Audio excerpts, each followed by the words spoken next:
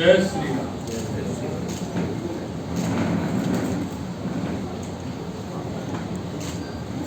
सबसे पहले तो मैं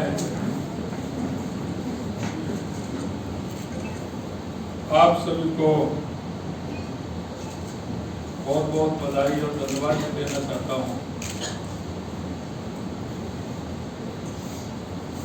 कि आप भगवान राम की धरती पर विराजते हैं। और मैं भी सौभाग्यशाली हूँ कि आज मैं इस उत्तर प्रदेश की भगवान राम की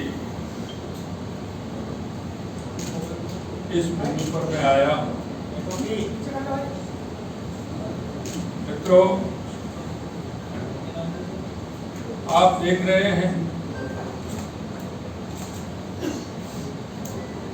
छठे चरण का चुनाव आज समाप्ति की ओर है। आपने देखा होगा जो पार्टियां जिस आधार पर चलती हैं, ऐसा ये ईडी गठबंधन, चाहे वो कांग्रेस हो, चाहे वो टीएमसी हो, चाहे वो समाजवादी हो, उनका जो एजेंडा है वो परिवारवाद, जातिवाद और तुष्टीकरण के आधार पर चल रहे हैं। अभी आपने देखा होगा कल की दो बड़ी घटनाएं आपके सामने आई। एक घटना तो वो जो कलकत्ता हाई कोर्ट ने 2010 के बाद पश्चिम बंगाल में जारी किए गए सभी ओबीसी के प्रमाण पत्र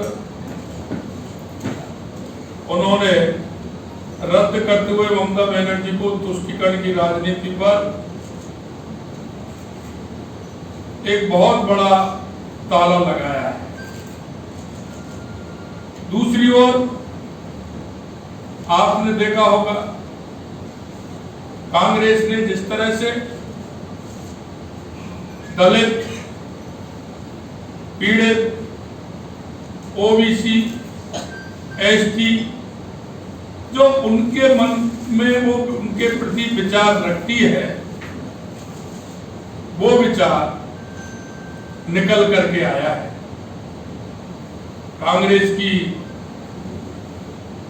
उस स्थिति को राहुल गांधी जी ने स्वीकार किया है कि कांग्रेस ने आजादी से लेकर 70 साल तक गरीब, दलित, पिछड़े, आदिवासी महिलाओं के साथ कैसा अन्याय किया है। ये ईडी गठबंधन के सभी घटक दल जो हैं, उनकी मानसिकता है और वो मानसिकता आपने देखी है।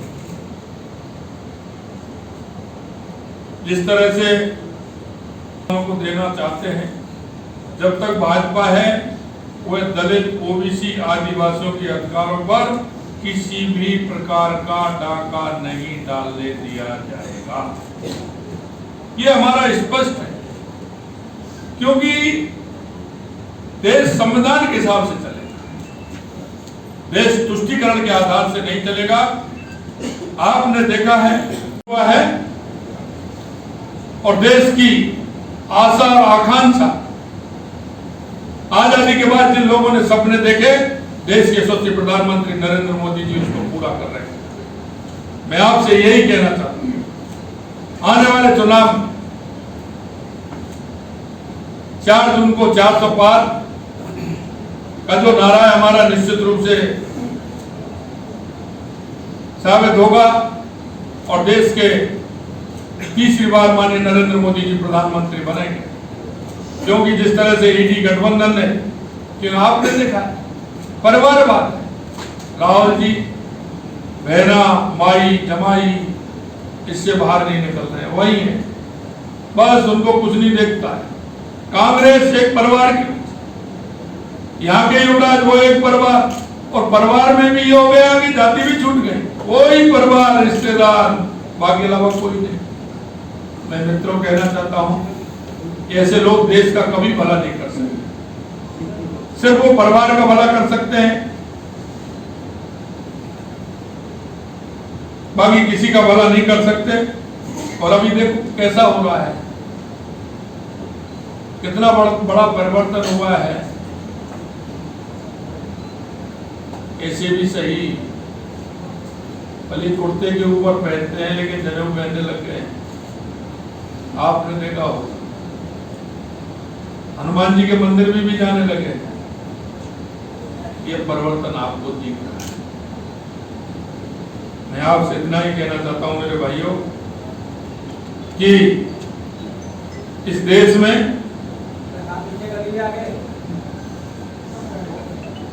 इस देश के अंदर देश के प्रधानमंत्री नरेंद्र मोदी जी ने,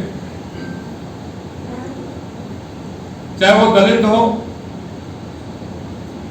वंचित हो, एससी हो, ओबीसी हो, सामान्य हो, महिला हो, युवा हो, किसान हो, मजदूर हो, सबके लिए समान रूप से सबका साथ, सबका विकास, सबका विश्वास, सबका प्रयास को लेकर के देश के यशस्वी प्रधानमंत्री नरेंद्र मोदी जी चल रहे हैं।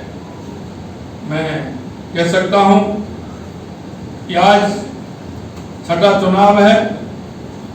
हम 4 साल तक धीरे धीरे हम बढ़ रहे हैं और 1 जून का चुनाव आएगा, हम 400 पार करेंगे।